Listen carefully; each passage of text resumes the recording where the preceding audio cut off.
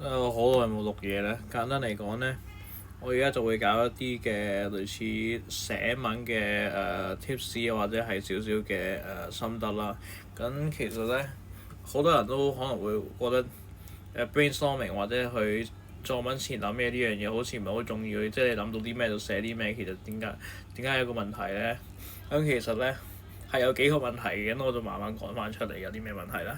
因為大部分人咧可能話而家英文咧去睇作文嘅時候咧，就會諗我要用啲咩嘅心字靚字靚句，我要用啲好勁嘅 language，成日都話要用咩 inversion 啊、despite 啊、not only but also 啊，或者啲好深好 advanced 嘅 vocab，譬如話咩metropolitan 啊、of paramount importance 啊嗰類嗰啲嘢，咁的確係有啲用嘅，我唔可以否認佢哋嘅用處。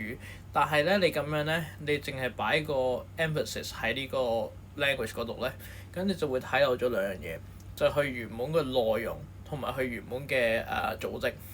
即係行文組織咧，你喺中文嗰度都見到好重要啦，其實英文都係同樣重要嘅。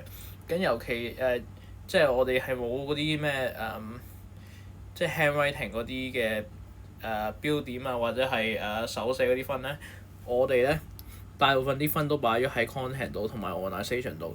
咁雖然咧，你可以話三樣嘢 C.O. 係冇一樣嘅比重，但係你諗下 C 加 O 應該係大過 L 噶嘛，即係點睇都好啦。同埋其實咧，如果你太 focus 喺 language 度咧，仲有多兩個問題。一個就係叫 repetition，即係你係咁喺度重複你講嘅 point，就可能你兩段嘅嘢咧，基本上有重疊嘅地方咯。咁咧，你個 content 就冇咁有趣咯喎，亦都冇咁獨特咯喎。咁個 marker 一睇就會覺得悶啦，跟住佢就可能會俾少啲分你啦。咁另外一個講法就係話你有個 circular reasoning，就係話可能話我屋企隻豬好肥嘅，因為佢好重，即係好重啊。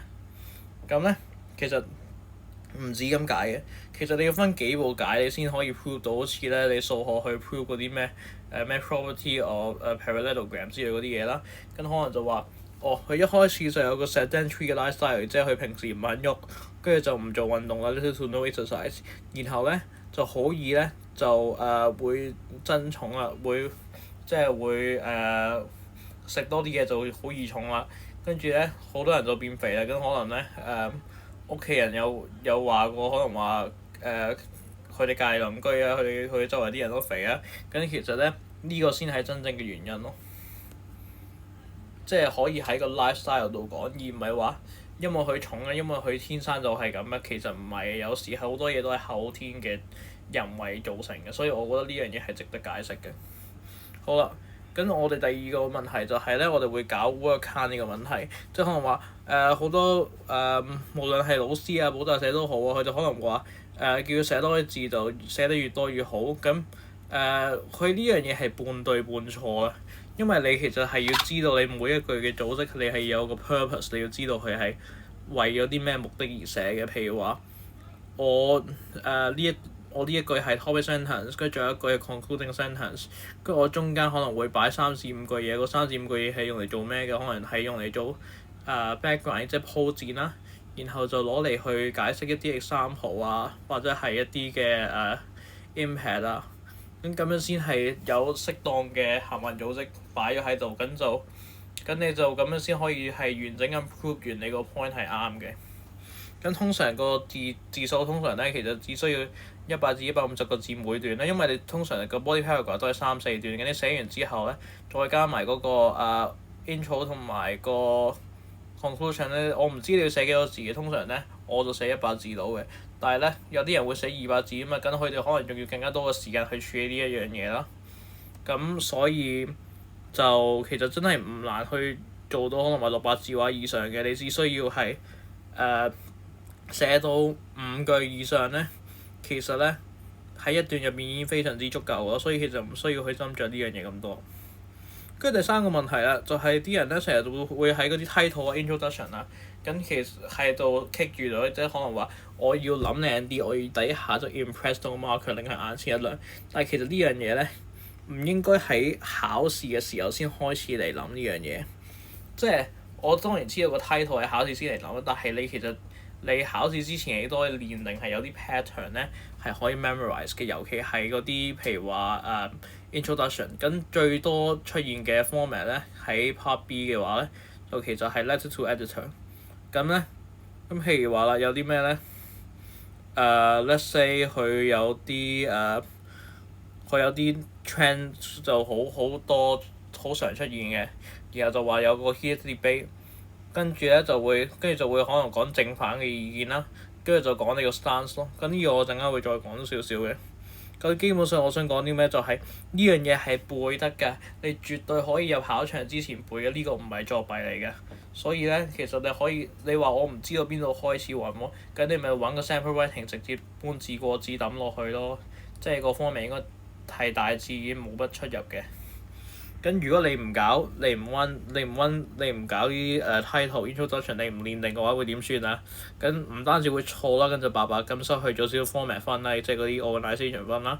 你亦都有機會就係令你嘅 final mark 咧，其實係比較limited，因為即係你去做啲嘢，如果係冇咁突出，你冇比較平庸啲咧，即係你 impress 唔到個 marker，你即係唔係所有嘢都 make sense，仲要係寫得好似有獨特嘅見解嘅話咧，通常係好難俾到16分 level 5或以上嘅。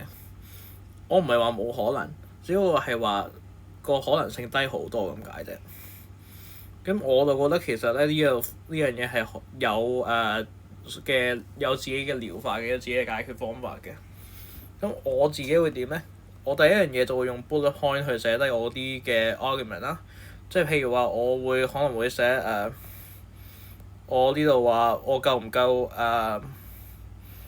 即係譬如話2024第二題咧，就係講而家啲 birth rate 喺度下降喎，比起以前，咁點解咧？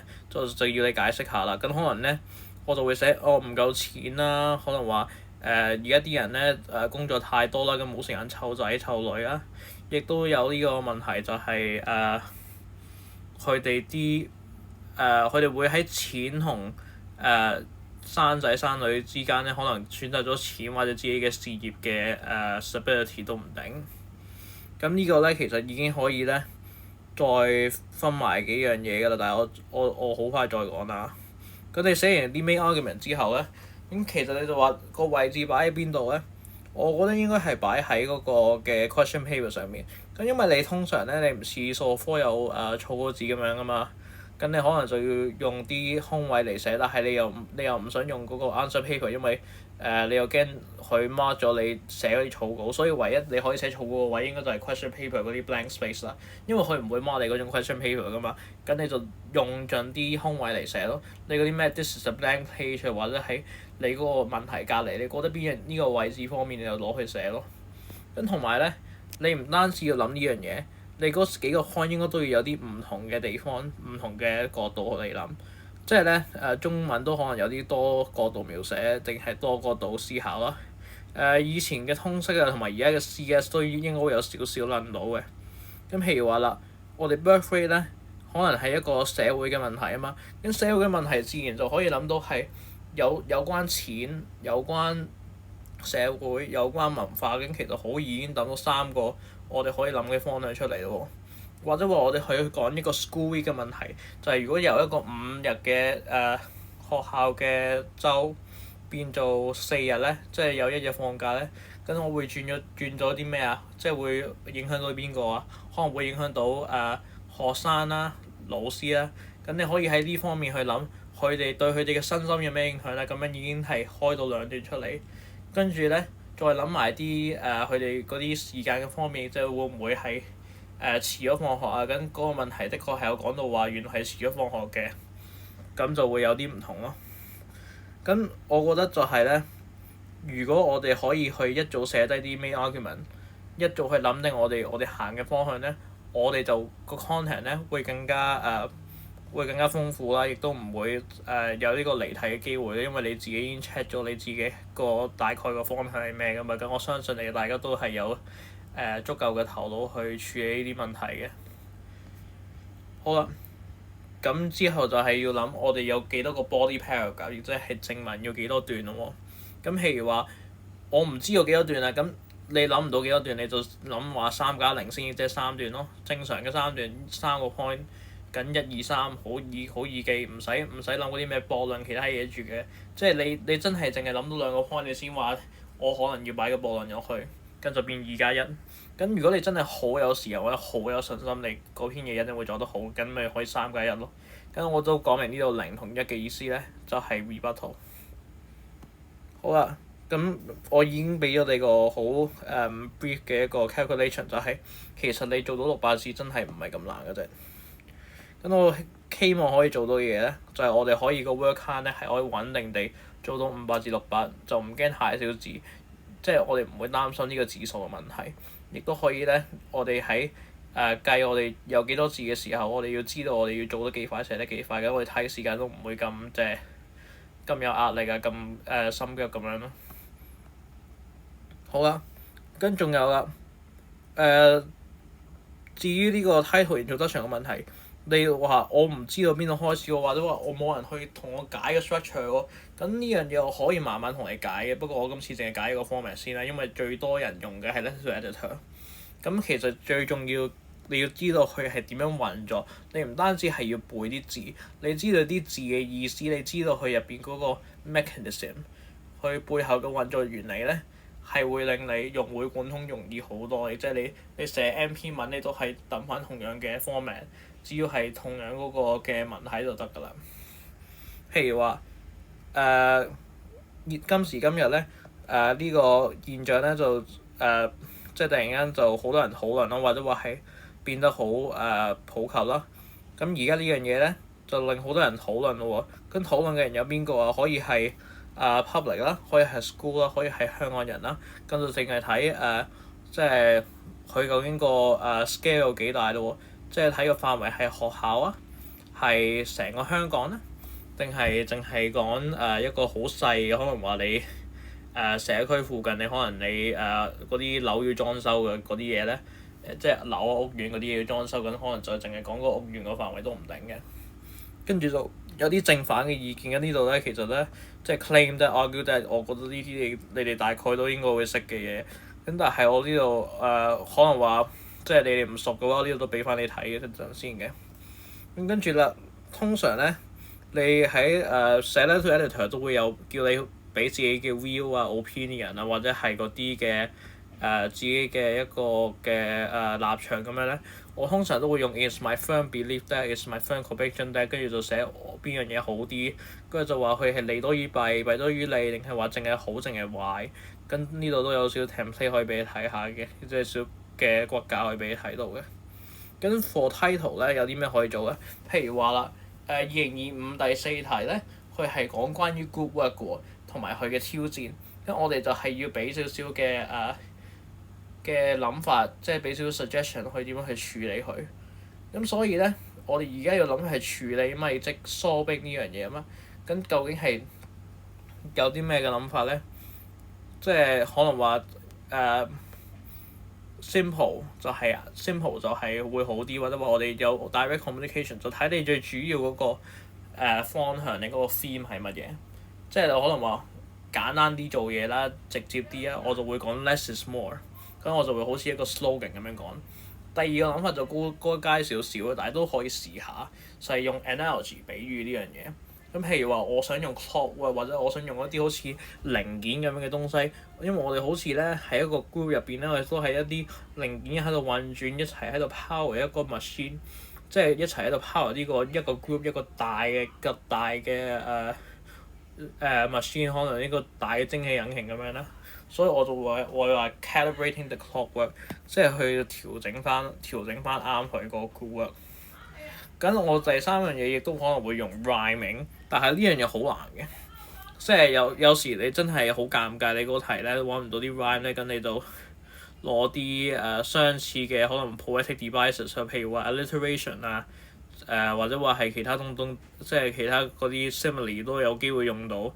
咁你可以用嚟擺喺個title 嘅。你見到啲 title 咧，通常咧佢都唔會咧多過10個字嘅，所以你唔好寫到多過一行咧，通常啲 title 都冇乜問題㗎啦。咁譬如話呢個 group stronger together 咧，又短又易記，又得睇，其實咧真係咧 marker 見到咧，都會覺得哦，原來你係可以將啲嘢講得即係好簡單直白，但係亦都係好扣題嘅。咁其實佢哋對你嘅印象咧，其實係唔會差得去邊嘅。好啦，咁我哋落去呢個 mindset 去點樣用？我覺得頭先講翻嗰3樣嘢，我哋最主要係要做啲咩啊？我哋最主要就係攞啲 bullet point 去寫低我哋嘅 argument， 即係寫低我哋啲論點，然後每個 argument 都有少少唔同，然後我哋會諗係2+1一定係3+0一定係3+1，跟住最後咧，我哋就會諗啦，我哋個 introduction 啊同埋個 title 咧，可唔可以背定落去啊？或者話可以根據嘅情況已經係好快喺5至10分鐘內寫定，跟住之後唔會有一啲時間之類嘅問題啊。咁我哋不如就直接去試下咯喎。咁呢個頭先就係2024第2題，我 show 翻成個問題俾你先。咁就話100年前咧，香港嘅女仔咧，就以前會生好多小朋友嘅，但係而家咧就生好少啦。咁點解少啲小朋友咧？喺而家香港人嘅一個角度咧，係覺得係好啲嘅一樣嘢咧。咁我哋可以用翻頭先個類似 letter to editor 或者 formal 嘢嘅寫法咯喎。咁但係呢個咧，佢就冇講正反嘅諗法，所以我哋就可以攞走正反呢一段。我就淨係需要揼翻第一、第二、第四，咁亦即係我哋淨係需要用3句就可以完成第一段。咁譬如就話啦，nowadays。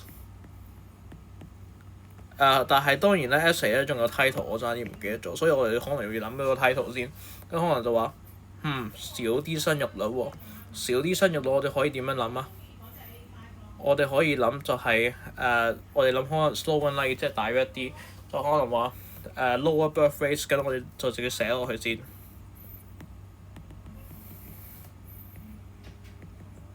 跟住可能佢有啲咩嘅？佢仲有啲咩可以講咧？如果真係冇嘢講，就直接可能可以寫。咦？佢有冇啲睇下佢上面仲可唔可以抄咗字喎？可能寫 reasons，跟住我哋可能諗 and the reasons behind 咯。咁樣咧都已經係一個幾好嘅title 啦。咁我哋可以開始去寫嗰個 introduction 咯喎。咁我哋當然寫完 introduction，我哋仲要去諗翻啦有兩室，即係呢個通常都要係一個3+0嘅一個 structure，因為咧佢唔一定需要駁論啊嘛。咁如果你諗到3個 point 咧，我通常都係建議你諗3個 point 嘅，因為咧有啲人可能會諗啦，駁論係咪必要咧？其實咧根據我親身嗰陣去試咧，其實係唔必要嘅。我記得我當時咧係冇做過駁論 A part 同 B part，我都冇掂過駁論呢樣嘢。亦都從來冇諗過呢樣嘢，但係我個分仍然都係攞18分嘅，即係五星星嗰個位置嘅，所以我覺得係駁論呢樣嘢咧係可有可無，但係如果你真係想求高啲分嘅話，係建議你有，即係建議，但係唔係必須。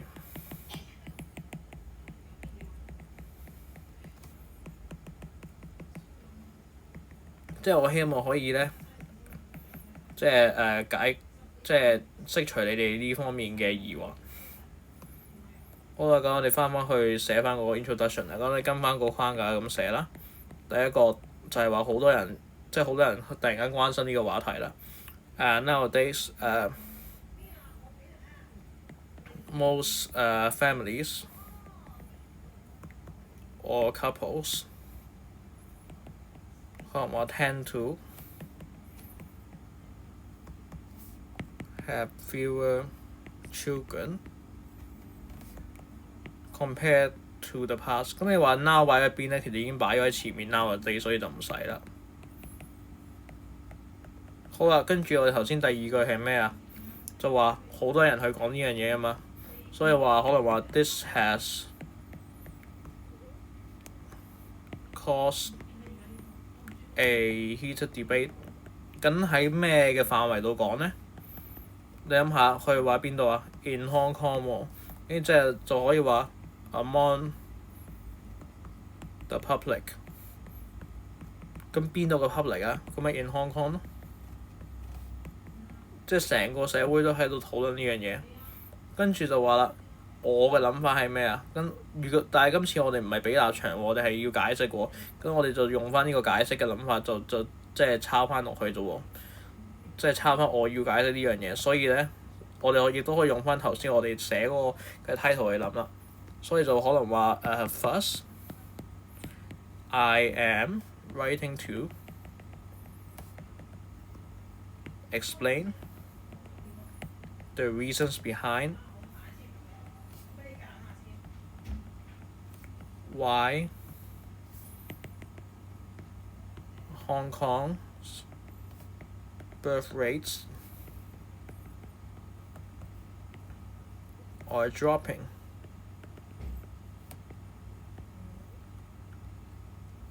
and why people think having fewer children is more desirable now.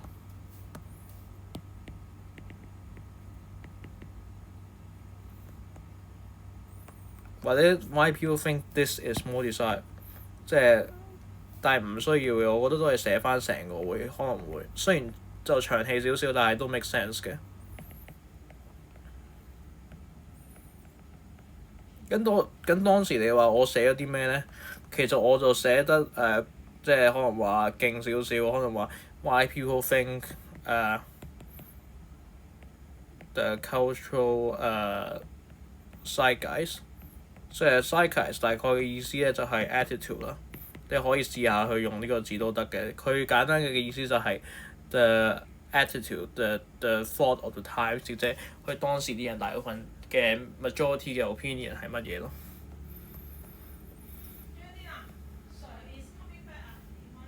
有時亦都可以寫 came to be 嘅，即係點解呢個 trend 係突然間變得好普及嘅。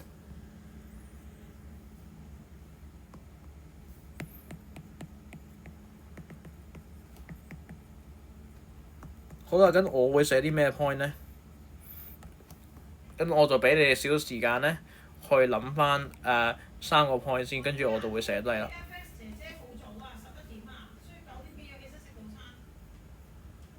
咁我相信你哋自己都有諗好少少嘢啦。咁我就翻嚟咯喎。好啦，我就會諗3樣嘢嘅。我就會諗，我哋而家香港人咧，大部分可能啲living cost 係好高嘅，所以我就話唔夠錢。跟住我哋可能話 cannot afford to raise more children。跟住你就可以擺少少，可能話有啲人係唔夠 children， 唔係已經係唔夠錢去養 children， 或者話係已經有1-2個嘅仔女，跟住佢哋咧就算2個都去咗工作，佢哋都係唔夠錢去搞。咁呢個你可以用一個imagine 啊，或者係一個data 嘅嘢去攞嚟解釋佢咯。咁再落去啦，咁呢個就係一個錢嘅方面啊嘛。咁所以我哋就可以將佢歸類為 financial。好啦，再落去啦。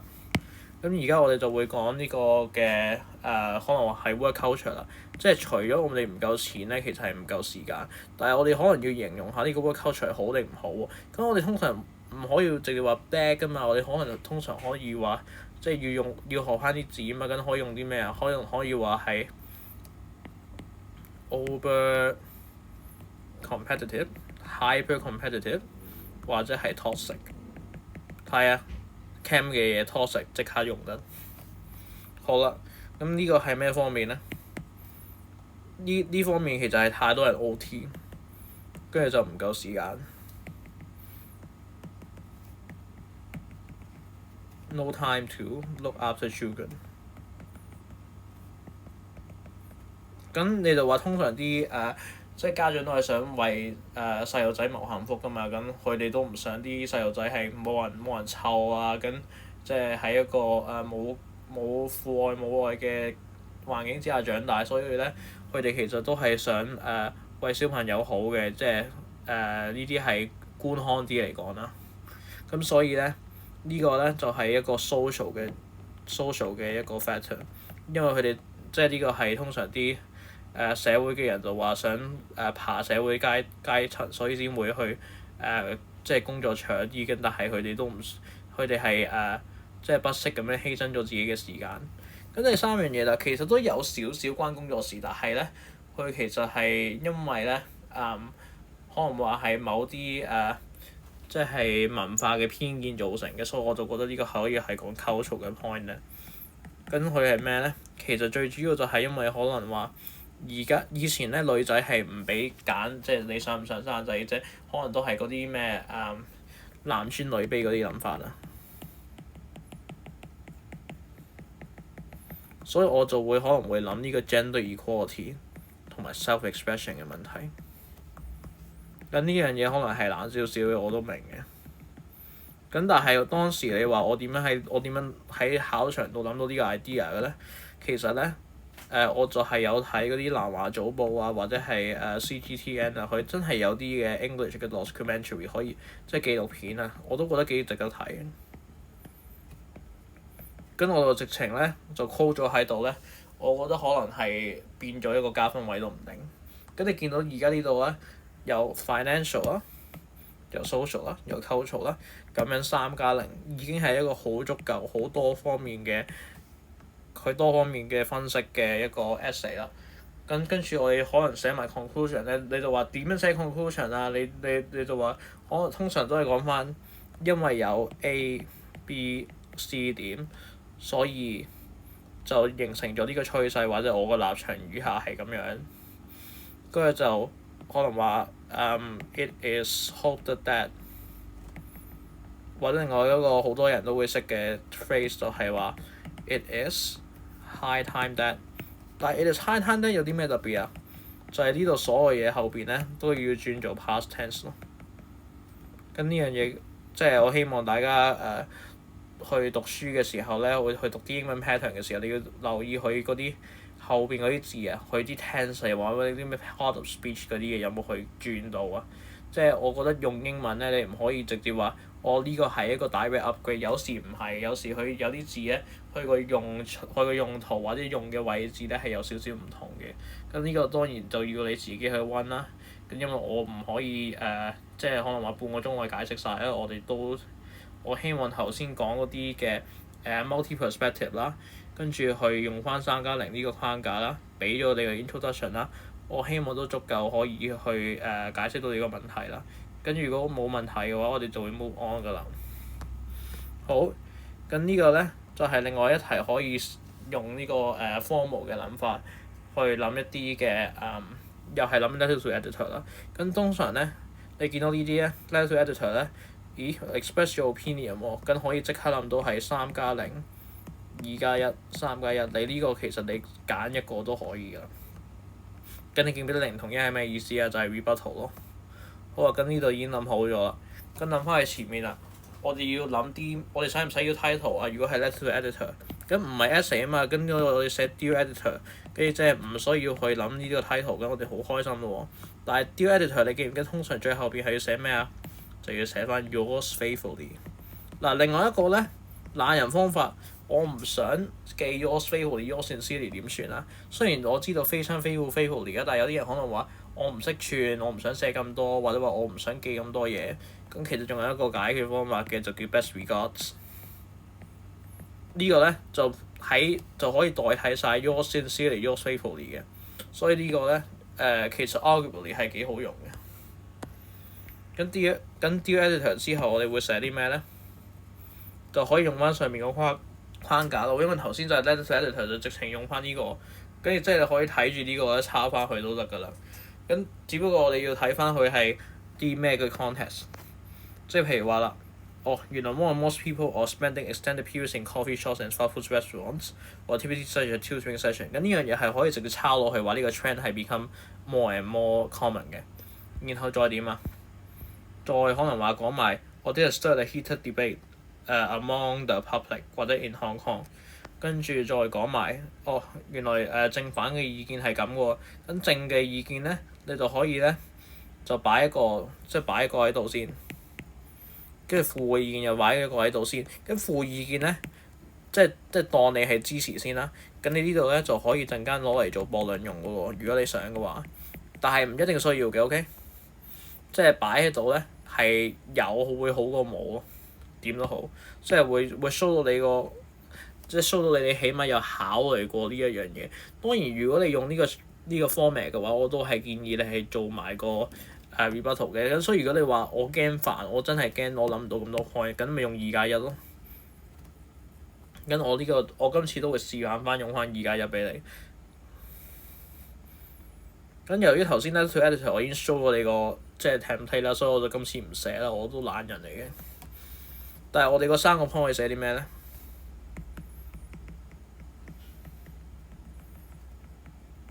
係啊，同埋唔好寫自己個名落去，寫 Chris Wong 唔該。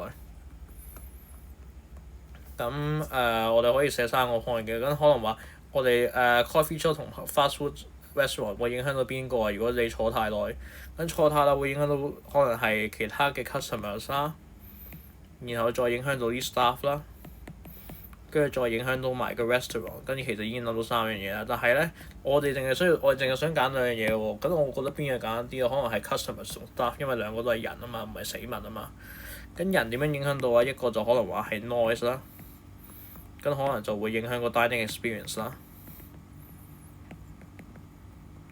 咁可能就會 cause 呢個 discontent 啊。咁就可能會可能亦都會引起一個拗撬呢樣嘢啦。咁呢樣嘢唔單止去令到啲 customers 嬲你啊，跟住你個 tutor 咧，你都唔可以正常咁上堂。咁呢個咧就係一個雙輸嘅情況，亦都會稱為 lose-lose situation。咁咁樣就 elaborate 完啦。咁你話呢個係咩咧？就係影響 customers 我哋好簡單用翻呢個字。咁2個字啊，就用 staff 啦。咁用 staff 可以影響到啲咩啊？其實最主要都係影響到佢哋嘅working 嘅 efficiency，或者話佢哋唔知道你呢個客係即係可能話邊張台打邊張台都有機會去處理呢樣嘢。咁即係可能係嗰啲work 嘅 productivity 或者 efficiency 會受到影響。咁點樣受到影響咧？咁可能就係話即係 slower reception 啦、response 嘅 times 啦。佢哋亦都要去處理，可能話即係所謂趕下幾樣嘢。雖然用餐時間可能有時有 limit 啦，可能話60分鐘、90分鐘你就要嚟咗啊。但係如果有啲人真係唔肯嚟咗，佢又要夾硬將個人趕走咧，又真係好麻煩㗎嘛。咁所以咧可能會有一個嘅即係 mental 嘅一個嘅 burden 啊，或者 frustration 嘅情況。即係 when dealing with tutors，因為都係人嚟㗎嘛，即係佢哋都唔想去即係搞咁多麻煩，但係佢哋即係毋庸置疑地，的確係搞錯咗，或者話係即係做咗一個傷害其他人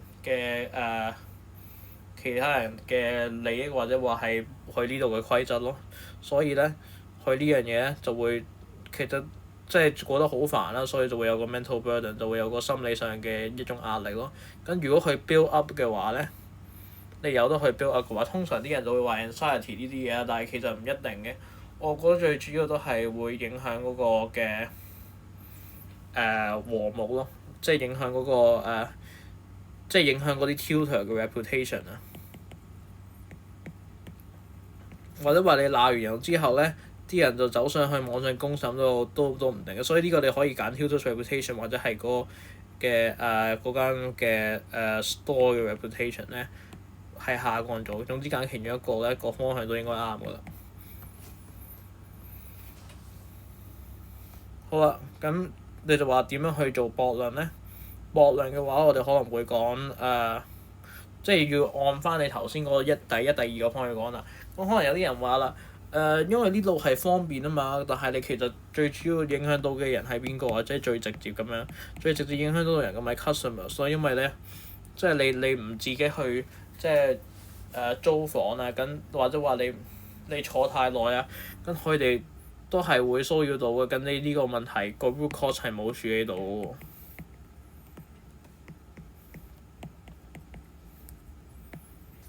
咁如果處理唔到嘅話，咁都係會有同樣嘅 argument 嘅問題。咁所以其實都係個嗰個 tutoring 嘅嘅可能嗰個嘅 experience 咧就會變得 negative 咯，或者係一個 uncomfortable 都唔定啦。你亦都係對佢哋咧係 disrespectful 咯，咁所以呢樣嘢可能會即係對啲 customers 係 disrespectful 啦，所以亦都會可能會更加加深佢哋嘅怨氣都唔定嘅。好啦，咁我講完呢篇嘅話咧，我就再落去啦。好啦，咁我有時咧可能會唔記得停咧，我真係唔對唔住嘅。我而家停翻幾秒俾你哋可能諗下呢樣嘢係幾多加幾多，或者話係你諗住作邊段先 ，OK？即係或者話你可以去翻前面，即係唔好咁快睇答案，去即係諗一陣，可能話攞幾分鐘、5分鐘到10分鐘，甚至係15分鐘都得。因為當時我自己咧去考試嘅時候都用15分鐘，只不過我知我寫得快啲，其實冇事嘅。跟2026咧，咁我都知係嗰啲咩新鮮滾熱辣嘅DSE 題目啦。咁呢個又咁啱係 letter to editor 喎，咁係點樣咧？佢就話啦 ，some companies check job applicants social media accounts，即係 check 你嗰啲 IG 啊，check 你嗰啲 friends 啊，就話你嗰啲嘅即係就喺見工前咧睇你背景喎。咁你覺得呢樣嘢好定唔好咧？咁咧我俾你少少時間去諗一諗先，跟住我再翻嚟啊。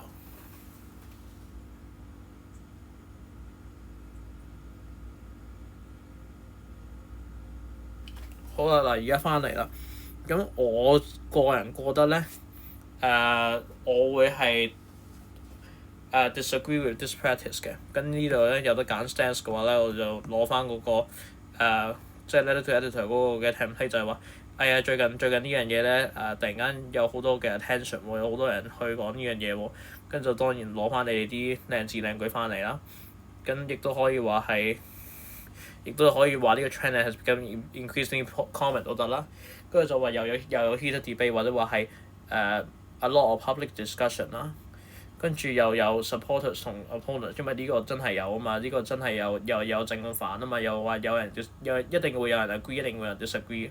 跟住就今次真係講得立場啦，就用翻成句 It's my first conviction that 乜乜乜，跟住就話可能話利多於弊，或者弊多於利啦。好啦，咁呢個咧究竟係一個點樣嘅分段咧？分段法咧，通常咧，如果你要用翻呢個嘅 structure，通常都要有個 rebuttal，所以我就會覺得係2+1或3+1嘅繼續做法。咁你記得一係 rebuttal 咧，即係你一定要寫個 rebuttal，所以都要預留足夠嘅時間或者足夠嘅手速去做翻呢樣嘢。咁你就話啦，個 introduction 寫完啦喎，咁我啲 point 應該諗啲咩啊？咁可能有啲人就話呢篇嘢係比較難嘅，因為唔似平時嗰啲咩 monitoring app 咁易講，因為 social media account 平時你都唔會話有人 check 或者話係即係我平時冇諗咁多，但係其實都諗到嘅，因為可能話呢啲嘢係一個 privacy 嘅問題啦，好 basically 就係話我唔想睇呢個私生活，我喺工作度明明四四正正嘅，我喺我工作外我做啲咩即係。我做啲咩？我行為好唔好咧？其實真係唔關我工作事，或者係唔關我公司我啲職業操守事嘅。即係我只要係兩者嘅利益咧唔相干咧，我覺得真係唔會話影響到佢適唔適合喺公司作為一個嘅即係職員呢個問題。所以咧，我覺得反而咧呢樣嘢係會 negatively 咧去 affect 呢個嘅 employees 嘅。可能 employees 嘅reputation 啦，亦都有一個可能話係一個 misleading 嘅一個narrative 啦。咁有機會就係會俾啲公司去誤用 by employers 或者 job recruiters，咁就反而咧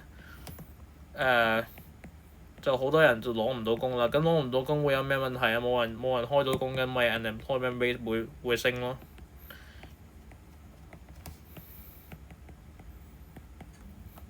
咁呢度有個咩問題啊？最主要就係公司揾唔到人，跟人哋又揾唔到工，咁反而就係可能話呢個嘅 job 嘅 vacancy，即係都係 employment rate 會上升啦。咁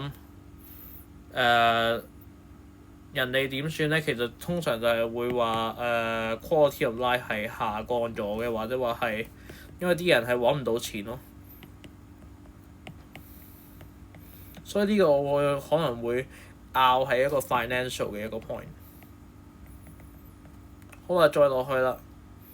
如果我哋再講一個 disagree 嘅講法咧，除咗 privacy 之外咧，應該仲可以講埋咧，佢呢個審查咧係唔一定準嘅喎，即係佢有嗰個嘅佢有呢個嘅accuracy 嘅問題，因為佢有時咧，佢可以講明係佢可以有 multiple 個 account 噶嘛，咁你淨係睇佢其中一個 account，你係 show 唔到個 full picture 喎。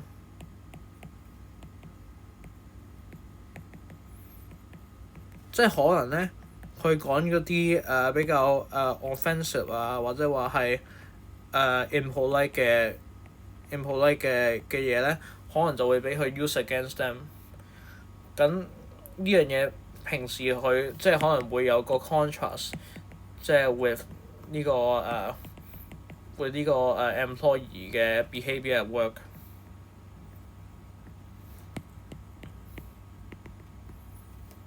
咁對呢啲平時咧，即係好好地做嘢嘅所謂我哋嘅即係職員嚟講咧，其實係好 unfair 嘅。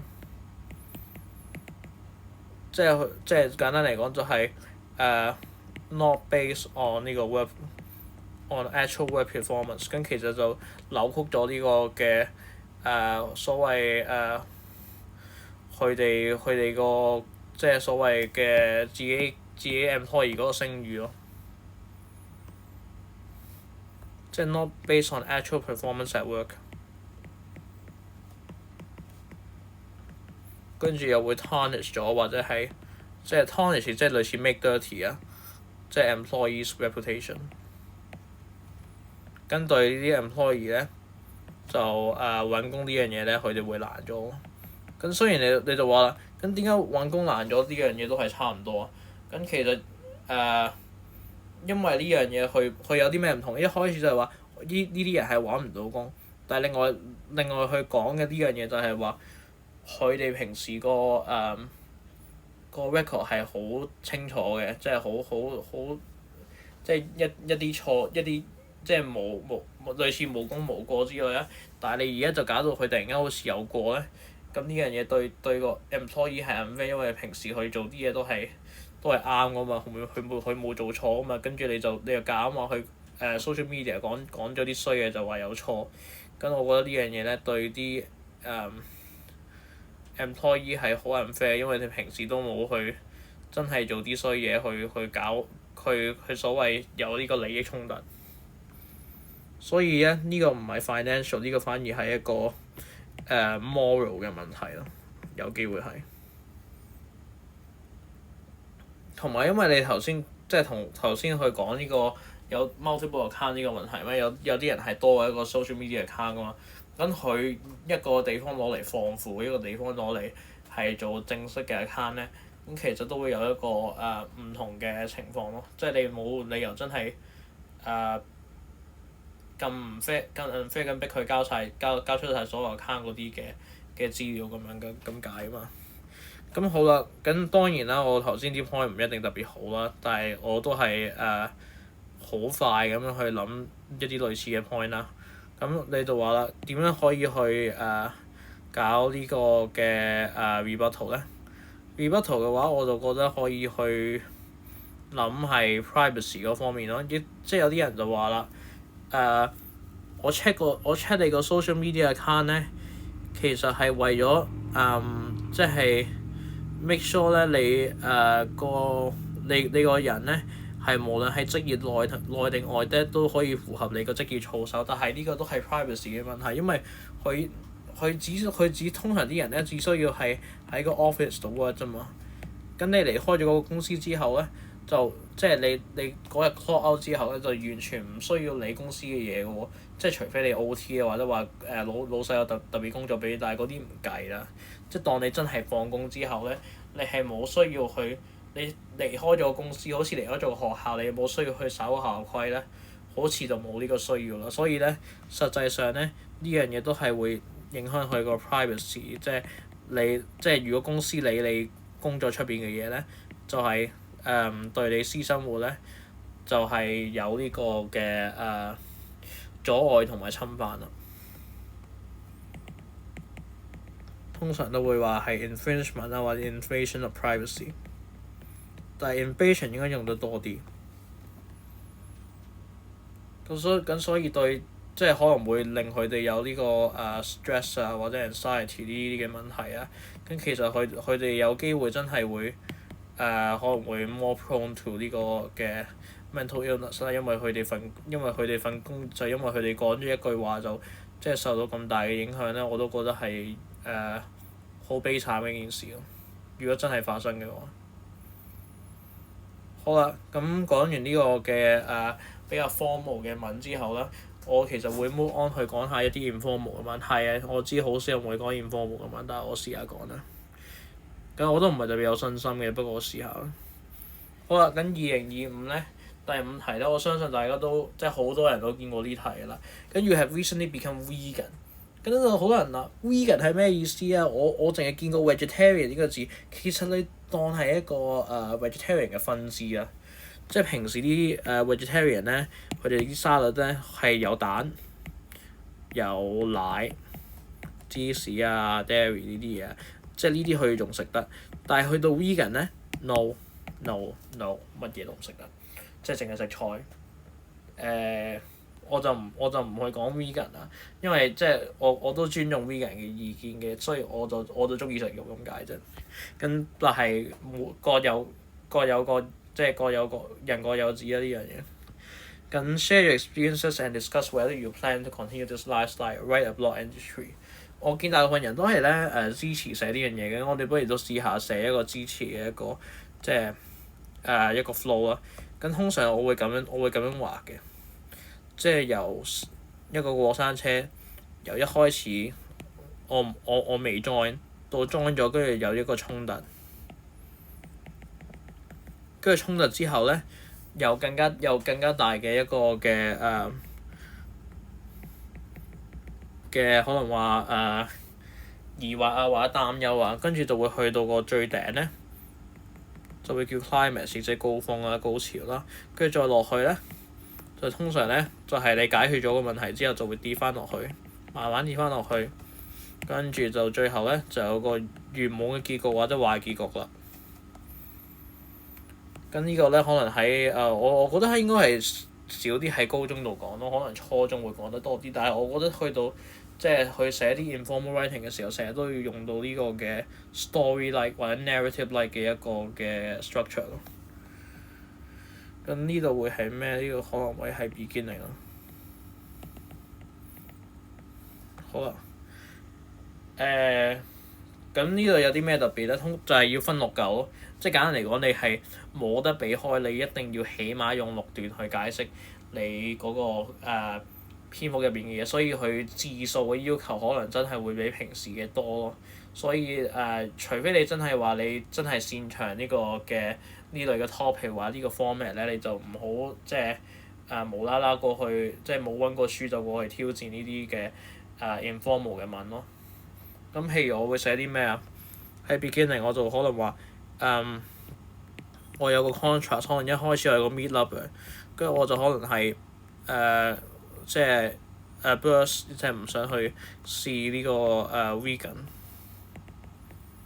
咁我唔想試 vegan 之後咧，我就有個 conflict 啦，因為我食完菜咧，我覺得唔好味。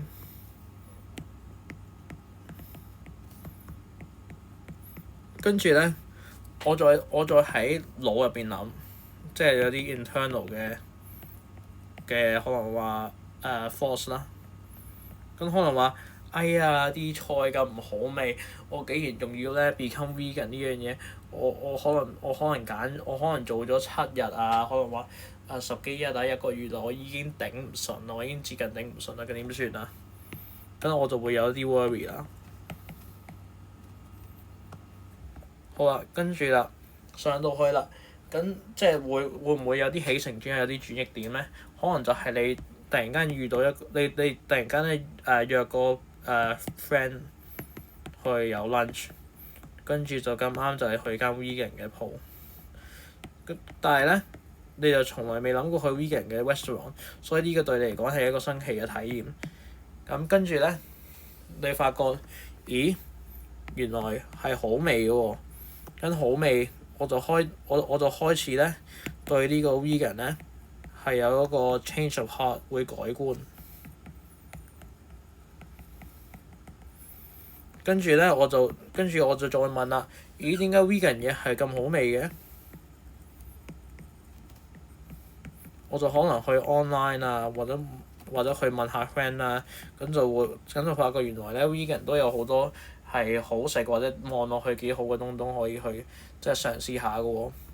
跟住咧，或者你可以話佢嗰啲咩 environmentally friendly 嘅 lifestyle，你聽咗個 course 之後覺得好有意思，即係唔單止好食，亦都可以跟住一個即係有意義嘅東西去繼續去咁樣跟住呢個 lifestyle。所以你呢個可以分叉嘅。即係 either environment 啦，mentally friendly 啦，或者係即係總之係 good food 啦。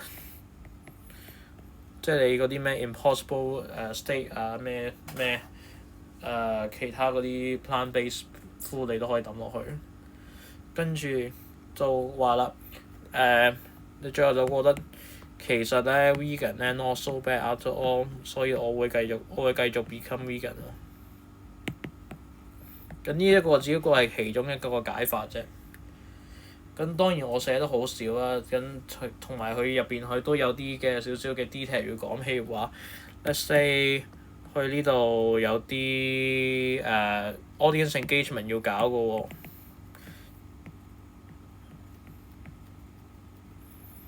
可能話 my fans, my dear readers， 或者係一啲 rhetorical questions。Have you ever thought about? Have you ever heard of?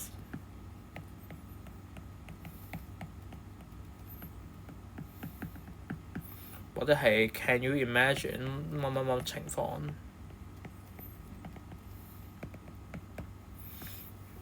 或者你可以問一啲反問嘅嘢，可能話 Isn't this shocking？ 可能話 A veggie burger actually tastes like meat. Wow, this is so surprising。但係當然唔使好似我而家講嘢咁黐線啦。你唔使wow this is so surprising 嘅，你可能話my world turned upside down and I realized that vegan food can actually be yummy. I previously thought that they were just tasteless and bland food, and it was a boring lifestyle. But actually, it's not only healthy but also but can also be delicious and colourful at the same time。但係類似咁樣咧，我講得太誇張啦。其實呢樣嘢可以 tone down 少少。即係你唔需要咁快有180度大轉變，你係可能一開始有個45度轉變，跟住你去再揾多啲嘅vegan 嘅鋪頭，你先去過得再繼續改觀落去咯。好啦，咁 blog entry 咧就係通常就係有啲 audience engagement 嘅嘢，我覺得其實唔係太難嘅啫。你就話啦，我仲可以用啲咩啊？我仲可以用啲 contractions 咯，即係好似咁樣，或者你可以用啲 idiom 形式嗰啲咩 silver lining 啊 light at the end of the tunnel 啊嗰類，即係你平時學嗰啲你用到幾多咪用幾多咯。但係真係唔限㗎，我覺得你用大概2-3個咧，其實都已經好夠。除非你話我識5個，我想5個都用晒咁。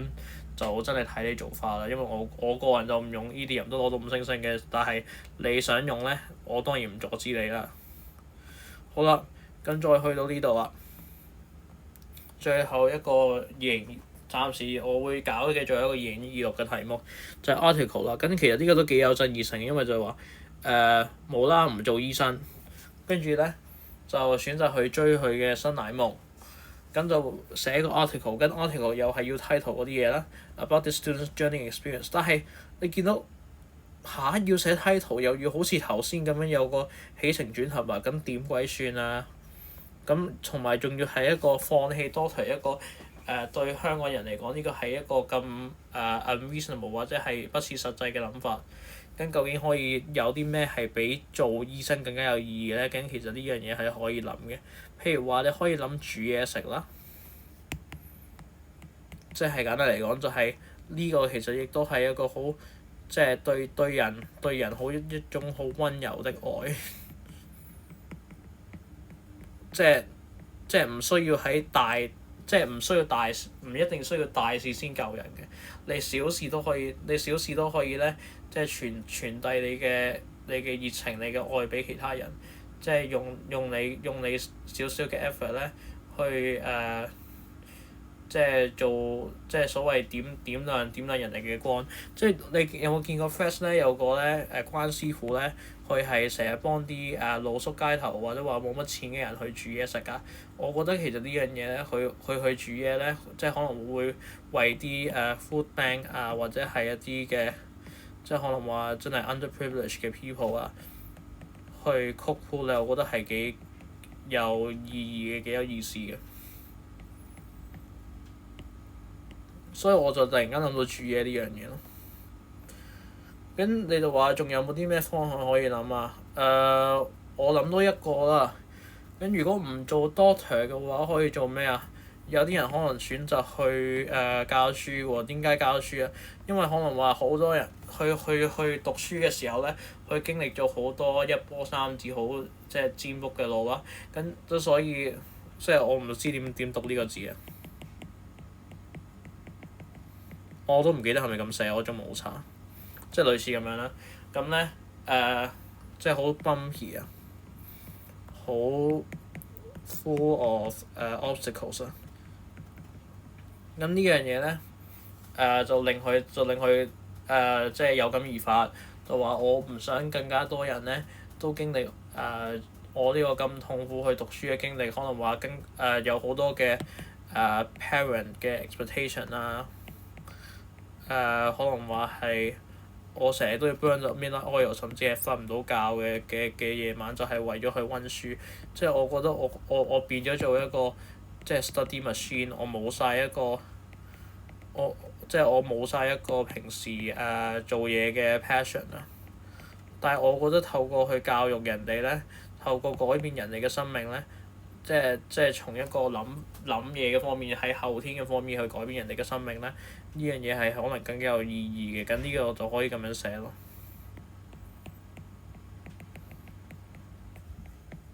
即係所謂，即係以生命改變生命，即係以自己嘅即係畢生學到嘅嘢去，即係去培育翻新嘅人咧，就希望俾佢哋還翻佢哋一個快樂，一個即係可以自由成長嘅童年咯。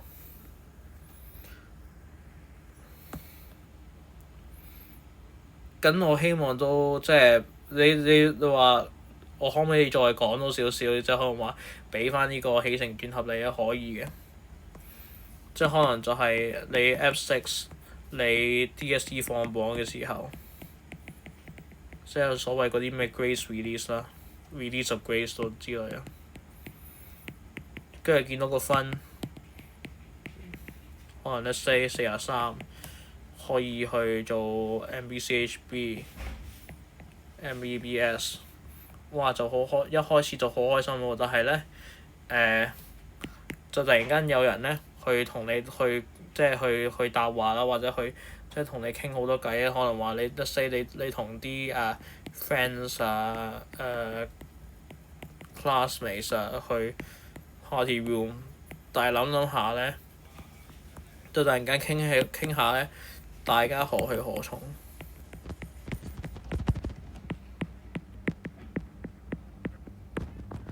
跟住呢樣嘢咧，就令佢諗到，我其實即係都經歷咗好多嘢，跟可能就有啲flashback 有啲倒敍法嘅諗法啦。咁其實我即係其實一開始嘅生活都真係好一波三折嘅，或者話我真係呢個生活唔係特別係讀書嘅時候唔係過得特別如意。咁其實而家即係諗翻起佢做到呢個分咧，其實行過嚟嘅路都唔容易，咁點解你要放棄金錢咧？我覺得呢樣嘢即係放棄金錢同埋名利咧，呢樣嘢可能真係要靠自己讀中文去諗啦。但係如果以我嘅好廢嘅 opinion 嚟講咧，我覺得放棄佢係為咗去即係去做比金錢換唔到嘅嘢，就係改變生命，成為人哋嘅嗰啲咩 North Star 嗰啲咩即係指北面嗰個星啊！我唔記得點寫啦，我唔知係咪叫北星，但係即係總之就希望咧成為一個引路人，去點亮人哋人生嘅道路，就可以希望佢哋咧就有一個快樂嘅成長，同埋即係令學習更有趣。我覺得呢個抱負咧，其實咧係比較少人諗到嘅。咁我覺得呢個都即係，所以呢題難嘅原因咧，可能就係咁樣咯。即係好多人未達到金錢名利，點解係冇咁重要？喺呢個人嘅諗法。好啊，咁你我都唔係太多嘢講，而家剩翻，可能我都係講翻我頭先嗰個 mindset，我希望大家學到啲咩咯。我就覺得咧，你喺嗰個寫嗰啲 main arguments 同埋 topic sentence 咧，可以寫喺個 question paper 度，寫個問題紙上面咧，寫啲 bullet point 咧，已經可以幫到你嘅行文組織咧。你知道每段要寫乜嘢係好重要嘅。咁亦都要咧走去背翻啲 format 啊，背翻啲即係平時去練去寫嗰啲 title 啊、introduction 嗰類嗰啲嘢。咁你去考試嘅時候就可以咧，好似 muscle memory 咁直接寫出嚟，可能淨係用5分鐘咁就慳咗唔少時間啦。你亦都要知道你平時嘅capability 或者話你嘅寫字嘅速度如何啦。你平時係寫到幾多字？跟可能話我淨係寫到3段嘅，跟住可能寫2+1或者3+0。如果你真係好有信心、好有手速嘅話，你就可以寫3+1。咁你當然記得0同1係嗰個 rebuttal 呢樣嘢啦。咁同埋咧寫嘢咧就希望你唔好去重複，咁亦即係你可以咧可能從人嘅身心去諗啦，或者話係即係身心就係 mental 同 physical 啦。或者諗埋其他人，亦即係可能話你除咗諗 student 諗 teacher，除咗 customer 仲會諗一個 restaurant staff，或者係你除咗 social cultural，你仲會去諗 financial 咁樣咯。咁喺 informal 嘅方面咧，你就要跟一個 narrative style，即係起承轉合，你慢慢升，跟住再慢慢降，即係有一個所謂都 make sense 嘅故事，即係唔會突然間嗰個太快。咁我之後都可以 show 啲例子嘅，但係今次咧就時間關係，我唔會 show 出嚟啊。咁你如果真係想話我要多啲資料嘅話，其實可以隨時問我嘅。即係你喺你所謂 DM 我啦，你揾啲方法 DM 到 Flying Killer 係絕對冇問題嘅。咁最後就係有句話啦，其實 practice makes perfect。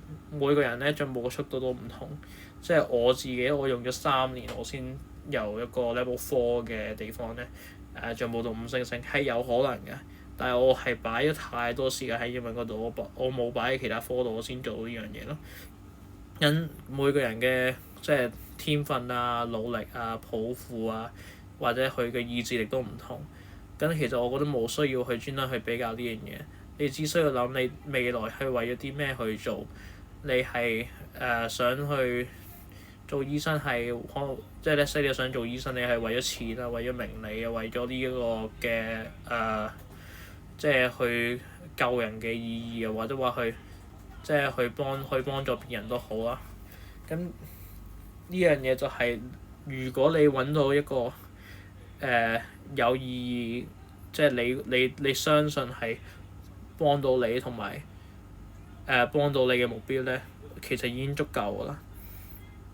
即係你達成咗呢個目標咧，你會喺10年之後，你會唔會覺得好開心？你會唔會覺得好有成就感？咁我覺得最主要就係問你自己呢個問題：你十年之後見到自己，你仲係咪會係即係呢個抱負係冇轉過咧？咁希望大家咧諗下呢個問題之餘，亦都去用心啲作文，多啲去練作文。咁希望大家咧嘅英文作文咧，可以有少少嘅進步都好，大大嘅進步都好。咁係咯。就算你真係唔想嘅，就 fake it until you make it，或者係即係 try and try again 咯，可以咁講。屢戰屢敗，但係屢敗屢試。